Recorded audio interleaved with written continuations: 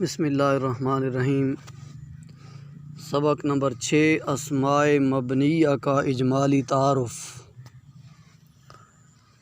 وہ اسماء جن کا اعراب عامل کے بدلنے سے نہیں بدلتا انہیں اسماء مبنی کہا جاتا ہے، جن کی تفصیل حسب ذیل ہے۔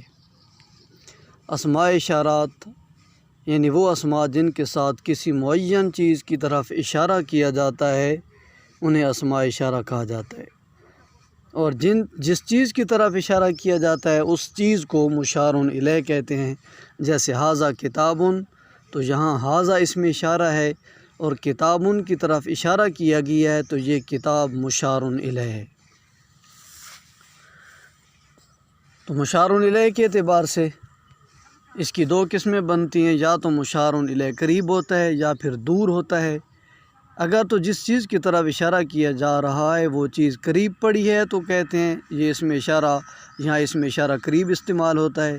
جیسے ھذا کتابن، تو اس جملے میں جو اشارہ کیا گیا ہے وہ قریب ہی موجود پڑی کتاب کی طرف کیا جا رہا ہے، اور اگر وہ مؤنث ہو تو ھذا کی بجائے ھذہ ہوگا، کیونکہ ھذا ھذان ھؤلاء، ھذہ ھاتان ھؤلاء، یہ واحد تثنیہ جمع مذکر اور مؤنث کے یہ 6 صیغے ہیں، اور بعید کے لیے ذالک ذانک اولئک، تلک تانک اولئک، یہ 6 صیغے ہیں۔ تو اس میں اشارہ قریب ھذا، تو ھذا میں جو اس میں اشارہ ہے یہ در حقیقت صرف ذا ہے، ہا اس کے اوپر تنبیہ کے لیے ہے، یعنی مخاطب کو متنبہ کرنے کے لیے، جگانے کے لیے، اس کی توجہ اپنی طرف مبذول کرنے کے لیے یہاں ہا کا لفظ استعمال ہو۔ ذا کے اوپر ہا لگا کر متکلم نے اپنے مخاطب کو جگایا اور پھر بتایا کہ یہ کتاب پڑھیے۔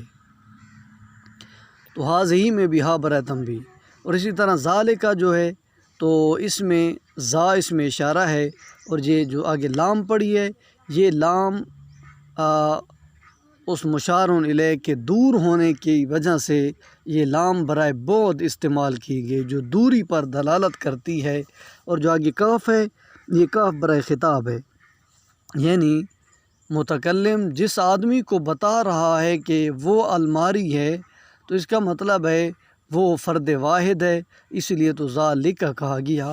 اگر وہ سامنے 2 آدمی ہوتے جن سے وہ بات کر رہا ہے تو پھر کا کی بجائے کما ہوتا، ذالکما دولابن، اگر زیادہ ہیں تو ذالکم دولابن، جیسے قرآن کریم میں آئے الم انہاکما عن تلکما الشجرہ، یہاں شجرہ کے لیے تلک آیا، لیکن تلکما کی جو ضمیر تثنیہ آئی تو یہ آدم و حوا اس کا مدلول تھے، تو لہٰذا وہاں تثنیہ کی ضمیر استعمال کی گئی، لہٰذا یہ دولابن چونکہ واحد ہے تو اس کے لیے ذا استعمال ہوا، اور کاف مخاطب کے مفرد ہونے کی وجہ سے آیا ہے، اور اس کی تثنیہ ذانے کا اور جمع اولئک ہے۔ تو تلکا میں بھی یہ اصل اس میں اشارہ تے ہے، لام بود کے لیے، کاف خطاب کے لیے، اور تے اس میں اشارہ کو جب تنہا لکھتے ہیں تو اس کے آخر میں ہائے وقف لگا دیتے ہیں، یعنی تے، یہ اس میں اشارہ تے ہے، لکھنے میں تے آئے گا، بولنے میں بھی اسے تے پڑھا جائے گا، پھر اس کی تثنیہ تانے کا اور جمع اولئک ہی آتی ہے۔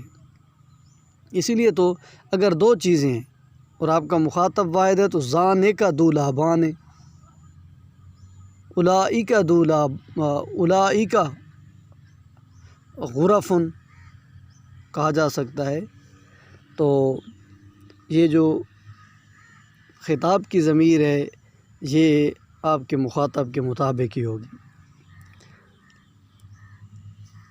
تو اسی طرح اسماء موصولات یہ بھی مبنی ہے۔ اسماء موصولات وہ اسماء ہیں جو اپنے صلہ سے مل کر مکمل جملہ بن جاتے ہیں، یعنی اپنی کلام کو مکمل کرتے ہیں، تو بغیر صلہ کے موصول ناکافی ہے،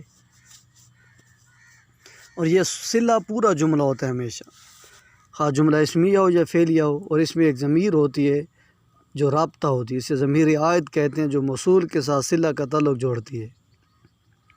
لہٰذا اگر کسی جگہ پر صلہ نامکمل نظر آ رہا ہو تو وہاں ہم اس صلے کو مکمل جملہ بنائیں گے۔ جیسے قرآن کریم میں وَلَا تَقُولُوا لِمَنْ يُقْتَلُ فِي سَبِيلِ اللَّهِ أَمْوَاتٌ، تو امواتن یہ مرفوع حالت میں جو ہے تو اس کا مطلب یہ ہے کہ یہ ہم امواتن ہے، یہ اگرچہ ہے تو مقولہ۔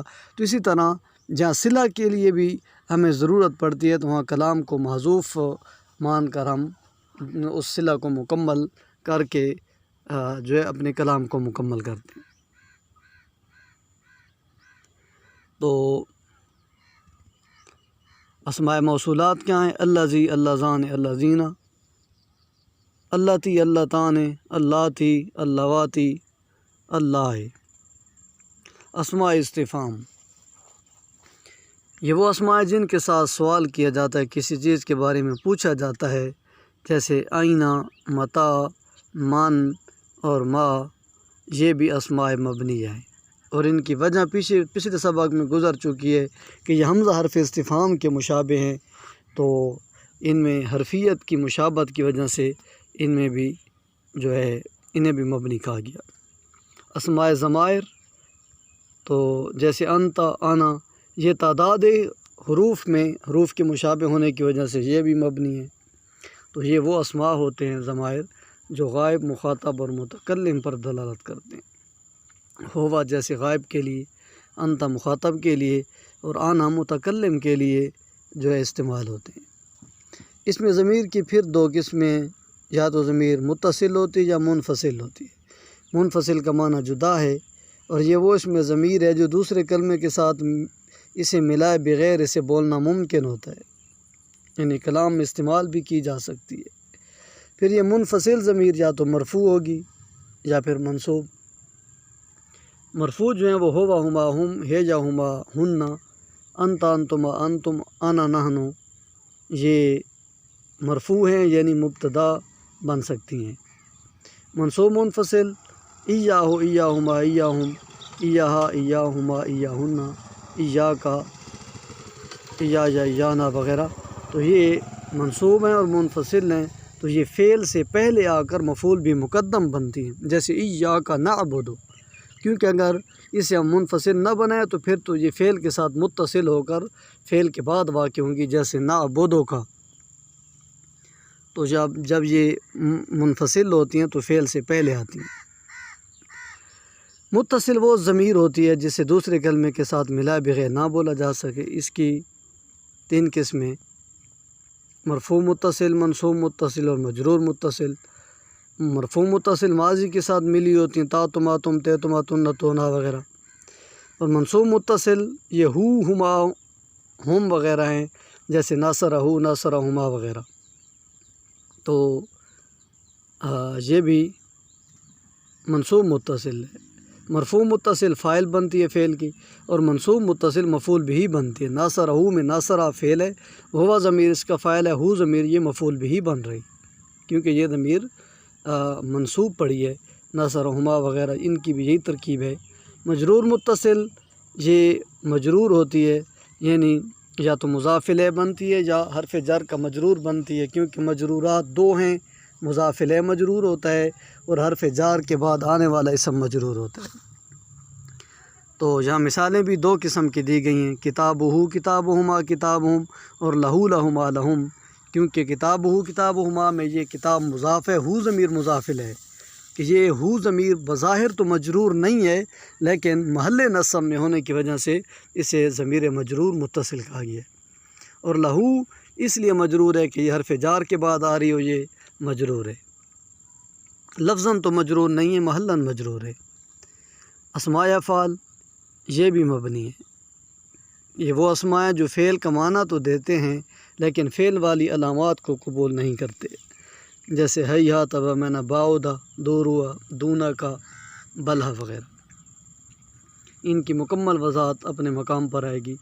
اسماء اصوات وہ اسماء ہیں جو کسی جاندار یا بے جان چیز کی آواز کو ظاہر کرتے ہیں، جیسے اوہ اوہ، بخ بخ، بخ بخ، اور نخ نخ وغیرہ۔ رکبات امتزاجیہ یہ پہلے ان کی تعریف گزر چکی ہے، جو بغیر کسی قاعدہ صرفیہ کے دو اسم مل کر ایک بن گئے ہوں، جیسے سیب وہ، تو یہ سیب فارسی کا لفظ ہے یہ۔ امام سیبویہ اجمی تھے، تو سیب کا اپنا معنی ہے سیب، وہ فارسی میں پھل کو کہتے ہیں، سیب کا پھل، تو یہ سیب وہ بن گئے اس سے۔ تو یہ بھی دو اسم مل کر ایک بن گئے۔ احد عشرہ، تو ان میں بھی کوئی درمیان میں کوئی ایسی نسبت نہیں جو انہیں ملائے، ہاں البتہ ان میں وہ حرف عطف محذوف مانا جا سکتا ہے، لیکن یہ بھی بغیر کسی قاعدہ صرفیہ کے دو اسم مل کر ایک بن گئے، تو یہ بھی مرکب امتزاجی ہیں۔ کنایات وہ اسماء ہیں جو عدد مبہم پر دلالت کرتے ہیں، یعنی مبہم تعداد ہو یا کوئی معاملہ مبہم ہو، اس کو بیان کرنا ہو تو یہی اسماء استعمال ہوتے ہیں، جیسے کم، جیسے کوئی کہے کم طالباً فی صفک، آپ کی کلاس میں کتنے طالب ہیں، یا کم طالباً لقیتہم، کتنی طلباء سے میں نے ملاقات کی، تو یہاں عدد مبہم ہے، تو کم استفہامیہ خبریہ ہے۔ قضا اتنا، کائین ہے، کہتا زیتا، یہ تمام ملتے جلتے معنی میں استعمال ہوتے ہیں، ان کی وضاحت بھی اپنے مقام پر آئے گی۔ ظروف مبنیہ، یہ چند اسماء ہیں جو اس میں زمان یا مکان کے لیے استعمال ہوتے ہیں، زمانہ پر دلالت کرتے ہیں یا پھر جگہ پر دلالت کرتے ہیں، جیسے از، اذا، قبل، متا وغیرہ، ان کی وضاحت بھی مزید آگے اپنے اسباق میں آئے گی۔ کلمات شرط، یہ وہ کلمات ہیں جو شرط کا معنی دیتے ہیں اور دو جملوں پر داخل ہوتے ہیں، پہلے کو شرط کہتے ہیں، دوسرے کو جزا کہتے ہیں، اور یہ بھی اس لیے مبنی ہیں کہ یہ حرف شرط ان کے مشابہ ہیں، تو یہ بھی اسی طرح معنی بھی دیتے ہیں، تو یہ کلام میں اگر حرف شرط ہو تو وہ تو لا محل لہ من الاعراب ہوتا ہے، جیسے حرف استفہام حمزہ اور حل، اور اسی طرح حرف شرط ان اور از وغیرہ یا ازما، ان کا کوئی کلام میں محل نہیں ہوتا۔ اگر وہ حرف شرط نہیں ہے، اس میں شرط ہیں یا اس میں استفہام ہے، تو پھر وہ یا تو جو ہے اپنے مقام پر یا تو ظرف بنتے ہیں، مفعول بھی بنتے ہیں، یا حال بن جاتے ہیں۔ تو یہ آج کے ہمارے سبق کی مختصر توضیح اور تشریح تھی۔